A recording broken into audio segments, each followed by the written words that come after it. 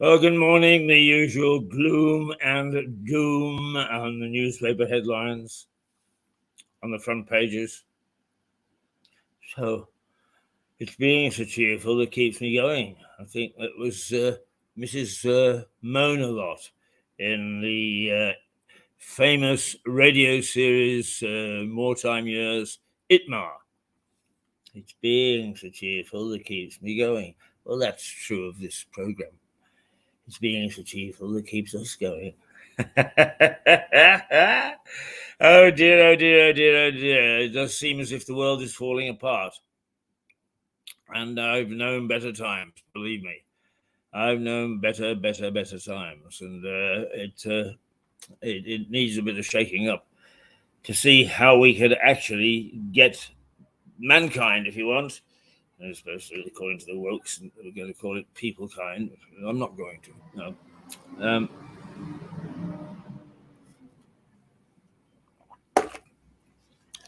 The news is mixed today. The ITV thing rumbles on, and God only knows why. I really am missing something here. It really seems to me that all that's happened is that you got a presenter who has got a bit of a scandal. After 20 years, he falls out with his co-presenter. They have a spat, and it uncovers all sorts of savory things going on with the program. But why is ITV in crisis as because of it? I have no idea. It just does not make me think any more or any less of them. Get a new presenter. Don't do the same program. If it's been going for 20 years, it's okay, but it shows its popularity, but I haven't seen the ratings. But start again. That could be very exciting. We start almost every day. And we have lots of fun, and we have lots of fun with you. And a lot of you are now beginning to come to us and say, okay, we want to be part of you.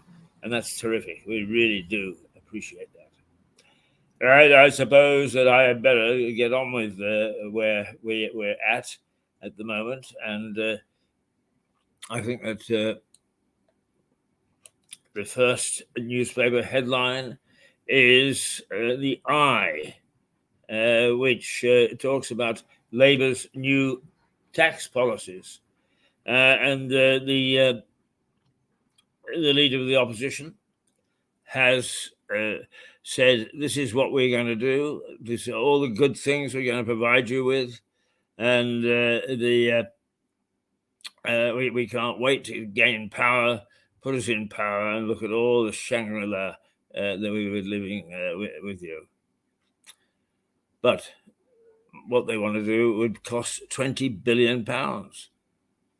And to pay for it is will be an equivalent of 3p in the pound rise in income tax. So for every pound that you earned, you would have to pay an extra 3p on it at the moment. What you do for the moment is you pay 20%. Some of you idle rich out there are paying more than that. Basically, you pay 20%. So you pay 20 pence on every pound you earn. But this would actually then put that up to another 3p on what you earn, the tax that you pay on your earnings. And that can add up. It can indeed. As somebody earning, let's say, let's be modest, £12,000, I would have to pay another 36 pence on top of what they already pay right now. Doesn't sound a lot until you start to accumulate. So that's Labour's new policies would cost the same as 3p a hike in income tax. That's from the Eye. The Daily Telegraph. Scrap unfair inheritance tax, MPs tell Sunak. So a different type of tax is in the news as far as the Telegraph is concerned. What it's talking about is the inheritance tax.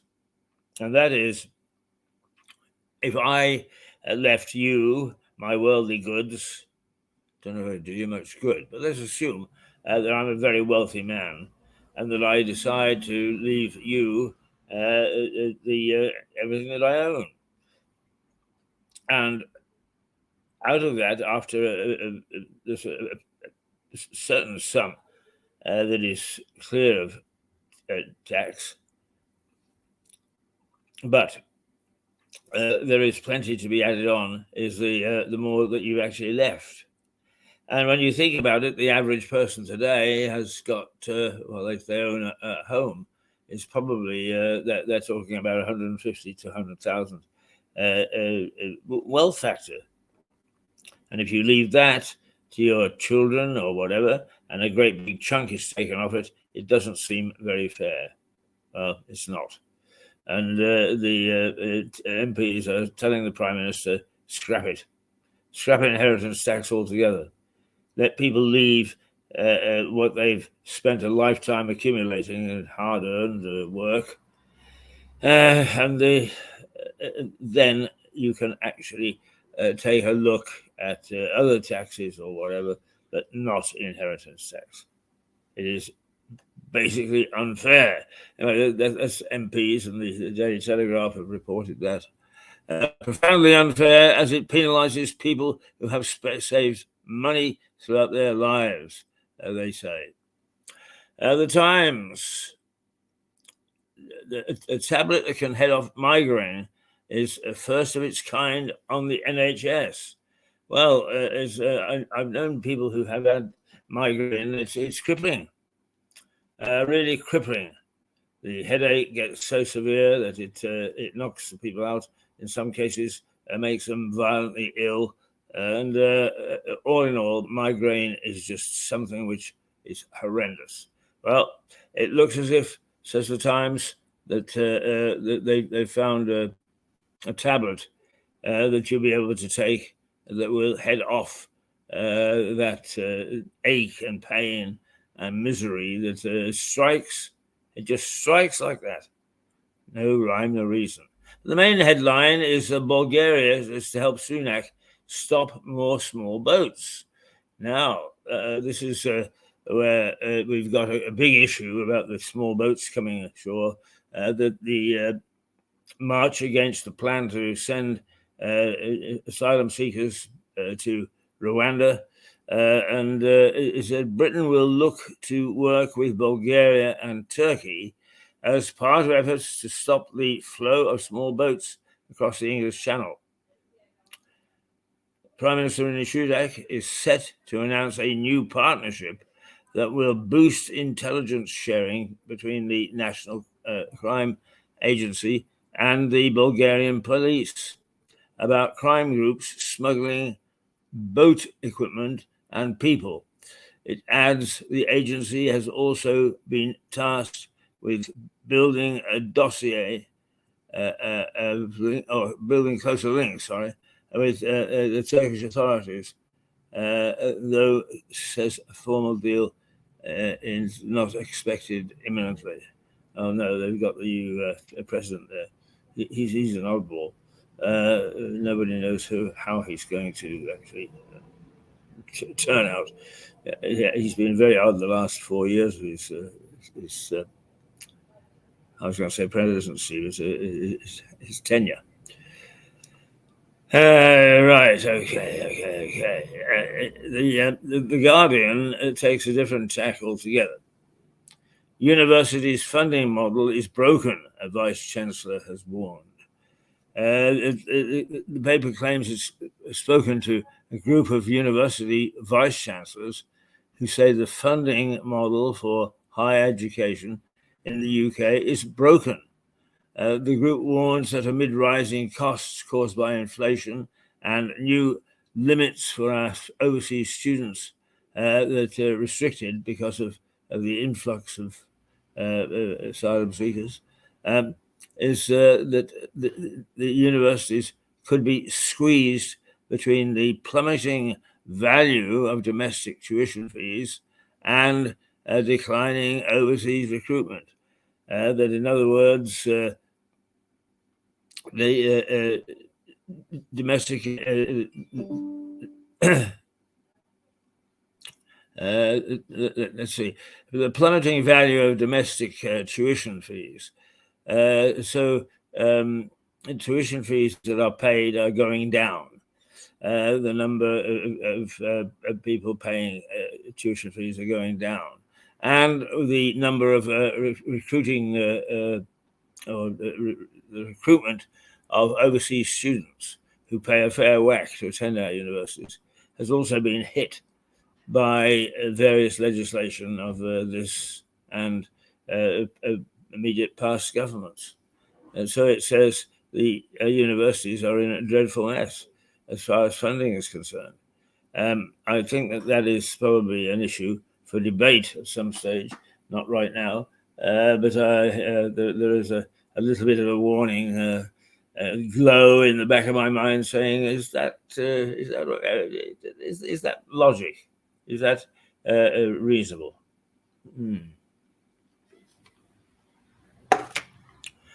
So the Daily Express exposed the Echo mob plots to ruin the Derby. Echo mob, who were here not yesterday, the day before, going to try and disrupt the Derby. They tried the National. They tried the rugby final. They tried the football final. And now they plan to ruin the Derby. And it's just getting boring, except it's devastating as it stops some national treasures going ahead. And anyway, is this the sort of thing that we want from groups that rightly have got concerns? Of course they got concerns. But the democratic process is the one for them to take to, not one of terrorist activity, because that's what it is. The animal rights protesters plan to sabotage the Epsom Derby on the weekend with an invasion of the racecourse of their supporters and demonstrators. The paper says activists aim to mingle with the crowd before swarming over the barriers and onto the track. It adds that the Jockey Club, which owns Epsom and 14 other courses, has won a court injunction which threatens jail for anyone interfering with the race. Well, I'm not sure they care. Not sure that they care at all. The Metro. Oh dear. Dan dare come back, all is forgiven. The UK leaders legitimate targets, it says, a Russian threat after Moscow attack. But on the banner at the top, it says UFOs, unidentified flying objects, don't exist. Oh, and we've pinned all our hopes recently in the New World and that the people have been buzzing the planet and so on. And the experts have said they don't exist. So knock it off. Now, UK leaders legitimate targets. The Metro leads with a threat aimed at British politicians by former Russian President Dmitry Medvedev. over the UK's support for Ukraine. It comes after Foreign Secretary James Cleverly said Ukraine's right to defend itself should include the right to launch strikes beyond its own borders if such strikes undermine Russia's ability to project force into the Ukraine itself. Medvedev, now deputy chair of Russia's Security Council, called Britain our eternal enemy. Yes, sorry, I shouldn't have stuttered over that. Our eternal enemy, and said public officials who facilitate the war can be considered as a legitimate target. That's a bit of an ominous turn in the nonsense that goes on with the lowdown, lowdown, it goes on with the battle, if you like, between Russia and many other countries now. Incidentally, it would appear, and I just mentioned this because I was reading about it yesterday, and my friends in Kosovo are telling me that the trouble is stirring up there because the Serbs, who are allied with Russia, have been promised support by China and by Russia for their activities in the independent state of Kosovo. And it is this huge upset between Ukraine and Moscow, that's Russia, and the rest of the world that is causing destabilization. And so those people who refuse to accept Kosovo as an independent state are having a field day. And it's turning into violence there again. I spent 2.5 years there developing the free and independent media. And I have to say, I thought that we did a fair old job, but still. The Mirror, ITV fury over Phil Affair cover-up. Well, it's, as I say, I can't get terribly excited about all this. I don't see how it's affecting. If ITV have got anything about it, they'll just say, all right, a new dawn. We've got to put something else on now. But instead, they get their knickers into a twist all over the place. The ITV has ordered an external barrister-led review into Philip Schofield's behaviour over his affair with a colleague on the This Morning show. The paper quotes Caroline McCall, the channel's chief executive, saying bosses feel badly let down by Schofield's denial of his relationship. Oh, dear, give me strength. Give me strength. The Daily Mail, humiliated ITV, forced to order a Schofield inquiry. The same thing. I'm a bit amazed at the Mail taking this up because this is a celebrity thing. Well, it's not, I suppose. It's become a business thing. But it needn't have. It didn't have. It's all been just very badly handled. The Mail says the announcement of the investigation comes after a crisis staff meeting and that it casts more doubt on the future of the morning programme itself.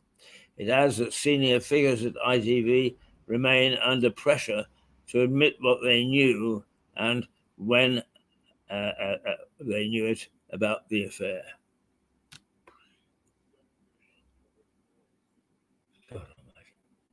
Every affair I knew about started to rock the boat like this. Oh, dear, dear, dear, dear. Dear, dear, dear, dear, dear. The Sun. Harry puts a sock in it.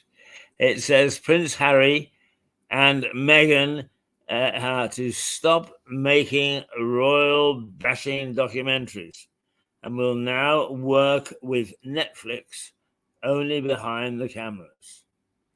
The paper quotes a source saying that the period of their life is over, as there is nothing left to say. Oh, dear. Oh, dear, dear, dear. And the Financial Times, a soda ash group aims to be a big fish on the FTSE with its 7.5 billion valuation target. Basically, people in the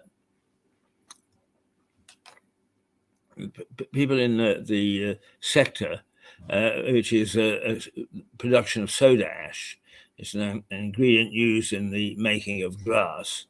The company is planning to list on the London Stock Exchange, and recently, two big companies in the same sector abandoned us and went off to I think the New York Stock Exchange. Hody ho, hidey hi. The Daily Star.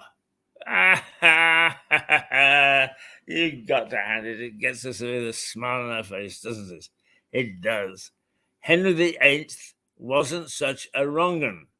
As Boffin claims, King was mostly a decent bloke, other than marrying his brother's missus, bankrupting the country, being mean to the Pope, and executing 2 wives. Other than that, he wasn't a bad chap. He wasn't a bad lad.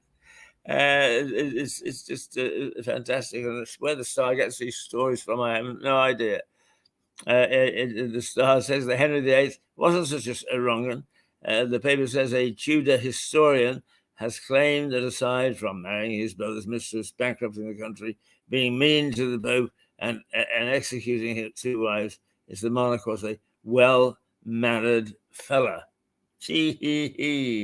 Terrific. Those are the front pages this morning.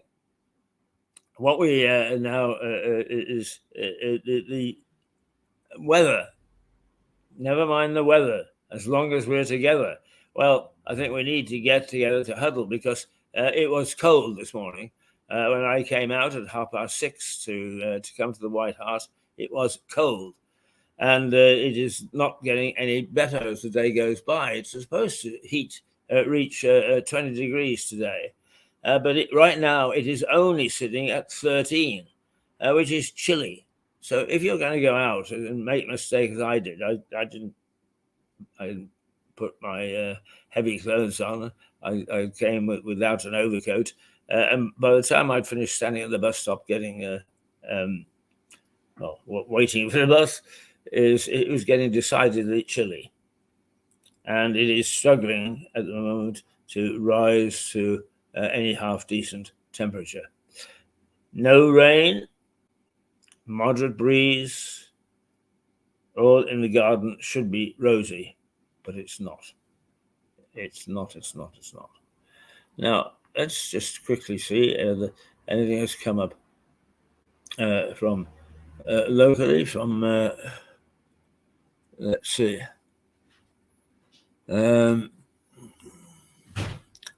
Sussex Live.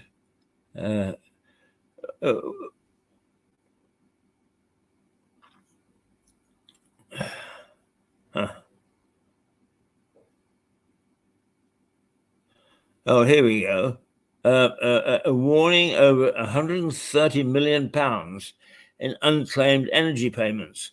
Now, at the height of the energy crisis, the government worked out a plan to help people pay their energy bills.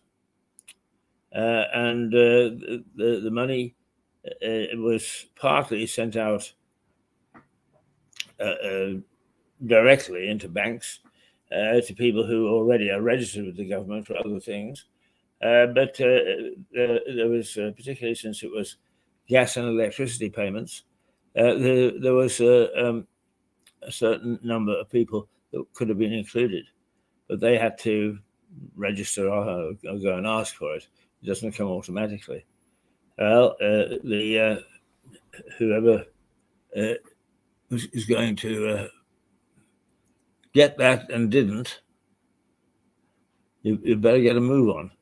Better get a shufti. Because here's what it's saying. It's a 1 month warning, as £130 million in energy support payments is yet to be claimed. All right. Households with traditional prepayment meters have been urged to avoid missing out on £400 worth of help with their bills by June the 30th, with £130 million still available to be claimed. The Claim Your Energy Voucher Day is a final push to encourage the remaining households to claim their vouchers before the scheme ends next month. So, where do we go from here? We're not sure. We should be able to. Sometimes these things are so bloody frustrating, aren't they? Okay. Sussex Live. A jet ski rider dies after an incident. Let's see what that's about. A jet ski rider, dies after an incident in sea. That's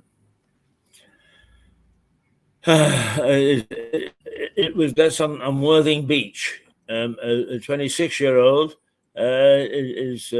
was killed. He became separated from his jet ski in the sea at Worthing Beach, and the man was out at sea shortly before 6 o'clock when the incident occurred, with a number of emergency services racing to the scene, including an air ambulance. The man was recovered from the water and taken to the hospital, where he died later that evening. His next of kin have been informed. Right. That is a tragic tale. I think it. Well, we can go back, but a train is unable to run after a tanker gets stranded on level crossing. Well, that happened earlier this week. So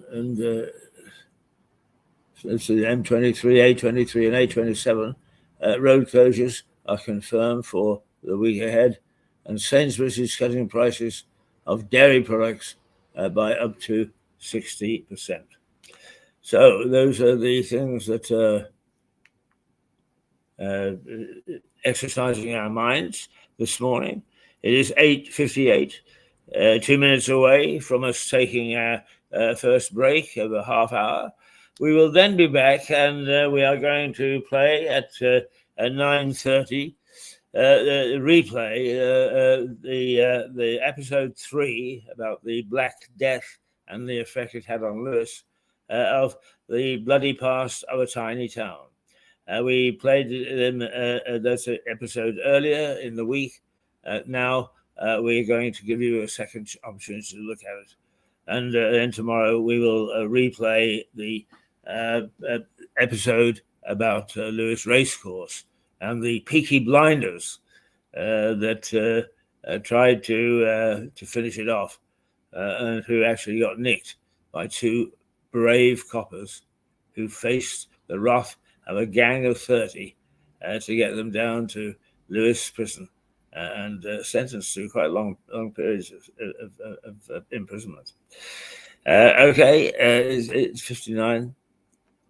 We can, I think, safely say we'll be back we'll be back with the bloody past at 9:30. 9:30, yes, 9:30. Because right now it's 8:59, and then Eliza Page will be along at 10 o'clock, and she will give us the alternative view. So they are, for the moment, at 9 o'clock. Toodle pip.